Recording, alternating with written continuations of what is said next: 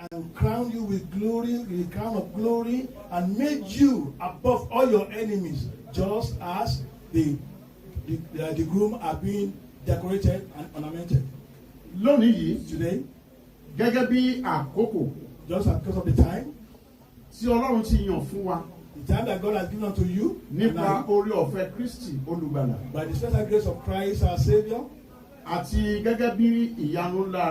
also as His special mercy and wonders, and by His special power, God wants you to rejoice, wants you to dance, and He wants you to rejoice with Him wholeheartedly.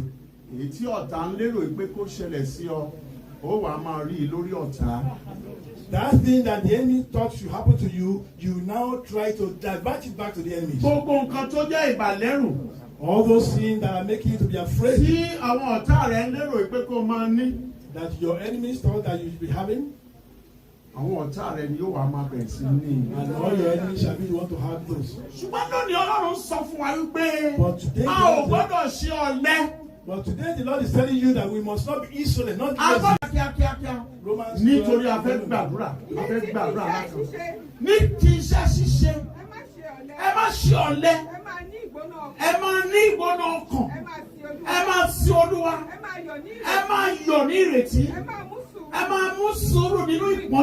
Yes.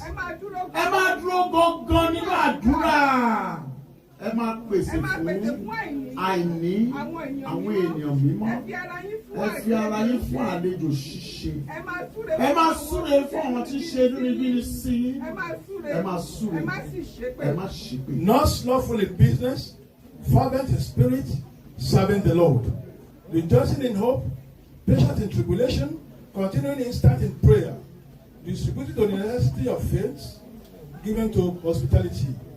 Bless them which persecute you, bless and close not.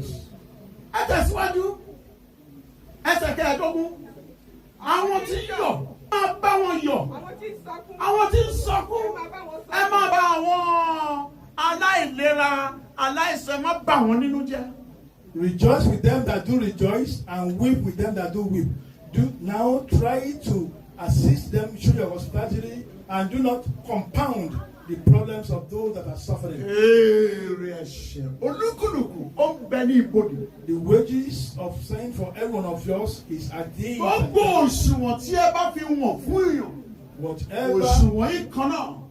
Whatever scale you use for someone else, that same scale can be used unto you as well.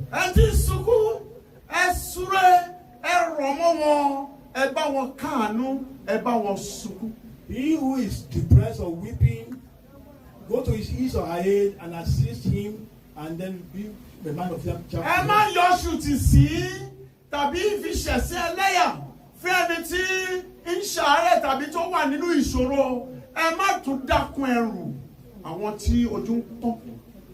Do not rejoice at the challenges of those that are suffering one way or the other. Do not put more. Do not endanger them more, and do not put your problem on them again or compound it. Hallelujah. Hallelujah. Those that rejoice, rejoice with them. For your days of joy, so that there will be no challenge, no obstacle on that day. Please. Please. Rejoice. With those that rejoice, for you also to have abundant joy, for people now to rejoice with you as well. Do not refuse and do not mock those what is making your heart. By doing such a thing, you are indirectly planting bitterness in your life. And can it be it for you alone?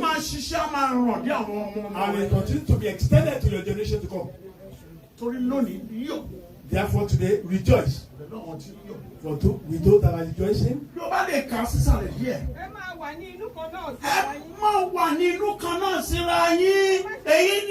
ìgbàgbọ́ ìkéde tí Kristi olùgbàlà kéde bẹ́ẹ̀nu àwọn apọ́stélì tí ó sì mú ìjọ ìyìnrere ayọ̀ yìí ọkọ̀ ìkẹyìn yìí jáde kìí ṣe ibi téèyàn ń ronú ibi tàbí tó ń ṣe ìkà tàbí tó ń pààyàn tàbí tó ń ṣe rédèrèdè jágbajàgba àwọn inú ìjọ máa jà máa ṣe rédèrèdè máa ṣe tó wọ́n ìjọ ìbẹ̀rù pátápátá tó bá lajú sílẹ̀ tó wo idà tó wà nínú rẹ̀ èrò bà ó ní lè ṣe bí rárá àti ro ibi yóò jẹ́ ẹrù fún àti sọ̀rọ̀ ibi kéèyàn ṣe nǹkan tó wù ú ṣùgbọ́n mo rí pé ní orílẹ̀-èdè yìí imbecile pọ̀ púpọ̀ àwọn gbèrè àwọn akúrìẹ̀dá tí wọ́n ti sọnù tí ìlú yìí ó yẹ omi ìlú yìí ni ó yá ẹrú ìgbàanì ló tún dé bá wa la tún padà sínú ẹrú níbi tí Ọlọ́run ti fún wa ní òmìnira kì í gbọ́ kì í gbà tìlú yìí ni máa ṣe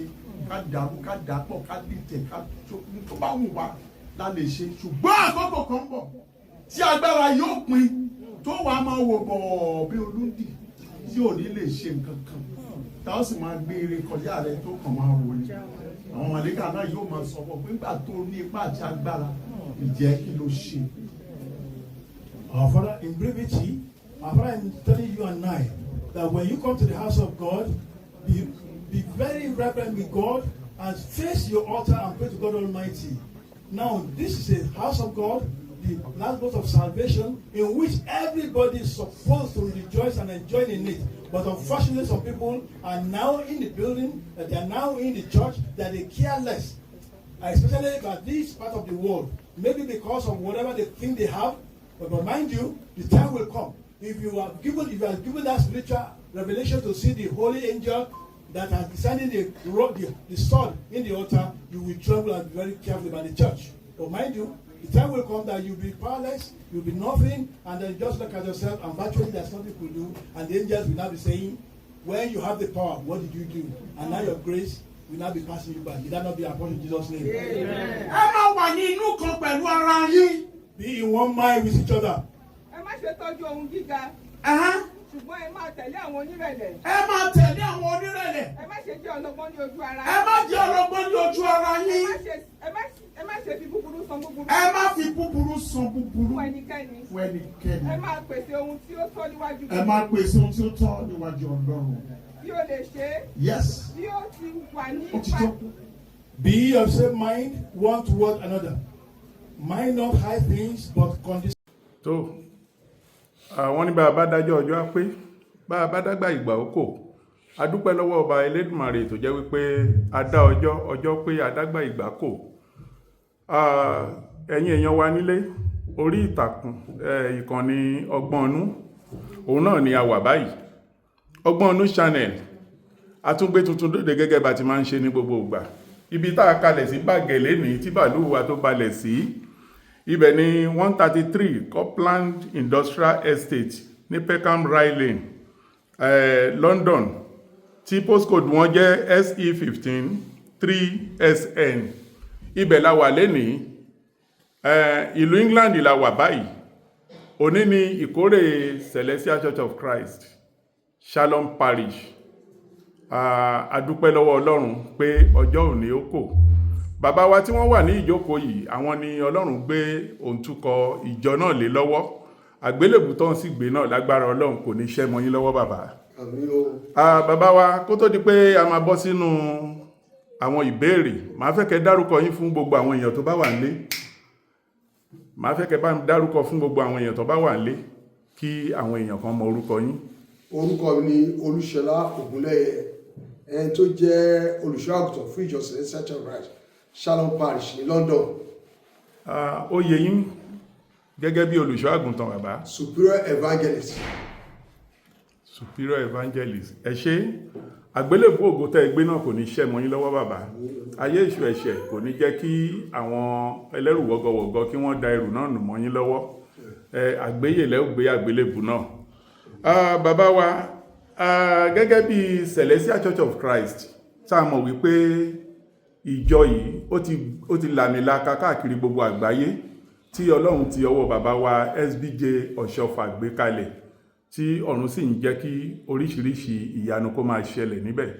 ẹ jọ̀ọ́ gẹ́gẹ́ bí ìṣẹ̀lẹ̀ ìgbàanì àti ìṣẹ̀lẹ̀ òde òní kí ni èrò yín sí wọn?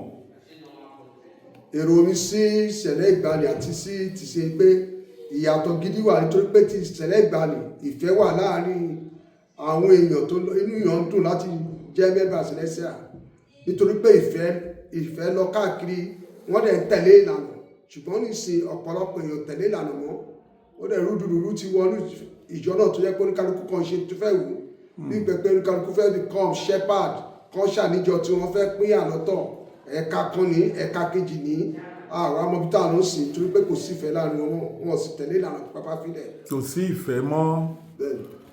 Lédè kan ní kúkúrú ni pé gẹ́gẹ́ bí ẹ ti ń sọ ni wípé kí àwọn èèyàn kan padà sí ìlànà ìgbàanì tí ìfẹ́ wà nítorí pé ìfẹ́ ni Ọlọ́run fi dá ilé ayé. Tó ẹ ṣé bàbá wa gẹ́gẹ́ bí ẹ̀yin tó jẹ́ wípé ẹ̀yin gangan láláyẹyẹ òní tí ó fi yẹ wá tí ó yẹ yín tí ó yẹ ògo Ọlọ́run látara yín lónìí. Ìjọ Shalom Parish CCC Celestial Church of Christ òní ni ọjọ́ ìkórè 2024 nílùú United Kingdom ní bíbáyìí. Ẹ jọ̀ọ́ ẹ ti ń ṣe àwọn ìkórè yìí ní ọdọọdún gẹ́gẹ́ bí ẹ ti wò ó àti gbogbo ìgbà tí ẹ ti ṣe ìkórè kọjá àti àwọn ìta ń ṣe lọ́wọ́lọ́wọ́ báyìí. Ẹ jọ̀ọ́ ṣé à ń rí àwọn nǹkan mèremère tó ń jẹ́ ìdùnnú tó ń ṣẹlẹ̀ lásìkò ìkórè tí ẹ lè bá wa fẹ́ mẹ́nu bà? bẹ́ẹ̀ ni ọ̀darí a rí ọ̀pọ̀lọpọ̀ ìyàtọ̀ nínú iṣẹ́ ìrere ti Shalom Parish ní Celestial pàápàá jùlọ fún àwọn tó ń wá tí wọ́n dẹ̀ rí ìyanu nínú ayé wọn òun wá ọmọ ní òun tọrọ fún agbára ẹ̀bẹ̀ mọ́ ìwé ìgbélú pàápàá jùlọ gbogbo àwọn tó yẹ pé wọ́n sá fún àwọn ìlú mẹ́bà tó ń wá wọn káàkiri ibi iṣẹ́ ìyanu ń ṣẹlẹ̀ nípa agbára Ọlọ́run àdẹ̀rí ìyàtọ̀ ètò owó ọ̀pọ̀lọpọ̀ èèyàn dúró pé àwọn fẹ́ rí nǹkan tọkùnrin tí ẹ ń ṣe èló fún wa ní ìfọkànbalẹ̀ táńtẹ̀ fún wa ní ìtẹ̀síwájú nínú iṣẹ́ ìre pé nígbà tí Ọlọ́run ti lè dànà yìí tí àjọ àwọn tí ń gbà ó di dandan ká máa ṣèkórè lọ́dọọdún ká máa fi dúpẹ́ lọ́dọọdún fún àwọn iṣẹ́ ìyanu tá à ń rí. tó já sí wípé ẹni tó bá ṣe sí ilé Ọlọ́run yóò rí ìbùkún náà gbà. olùkórè àkórè ayọ̀ fún wa bàbá. tó bàbá a rí pé ètò ti ń lọ lọ́wọ́ nulẹ̀ tó bá tún yá a ó tún máa fi ọ̀rọ̀ wa yín lẹ́nu wò kí àwọn ará ilé kí wọ́n bá lè gbádùn yín. Ẹ ṣé gan adúpẹ́. ẹ ṣeun. tó ẹ̀yin èèyàn wa kò ní jù báyìí lọ ẹ tún máa bá wa bọ̀ lórí ètò náà láìpẹ́ bàbá wa wọn ó tún bá wa sọ̀rọ̀. Ẹ ṣé gan.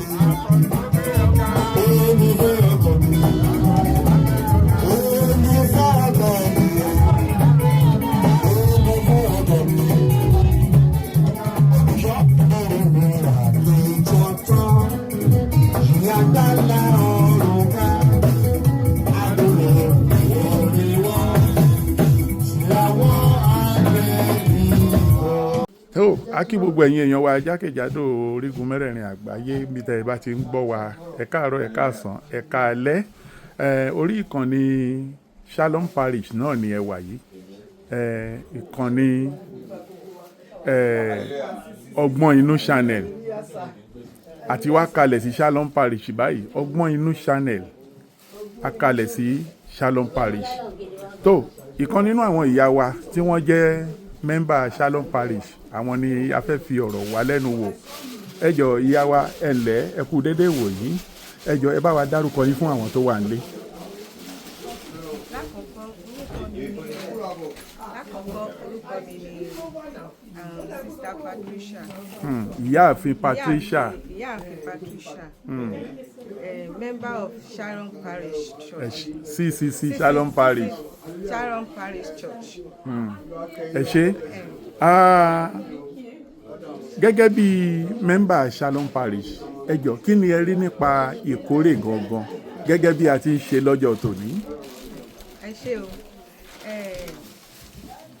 ó pọ̀ gan-an ó pọ̀ gan-an mi ti ẹ̀ mọ̀ bí máa ṣe kà á but number one ni pé ó yẹ ká máa ṣe thanksgiving and nínú Bible ó sọ wípé there are three nǹkan mẹ́ta ká máa fi dúpẹ́ lọ́wọ́ Ọlọ́run.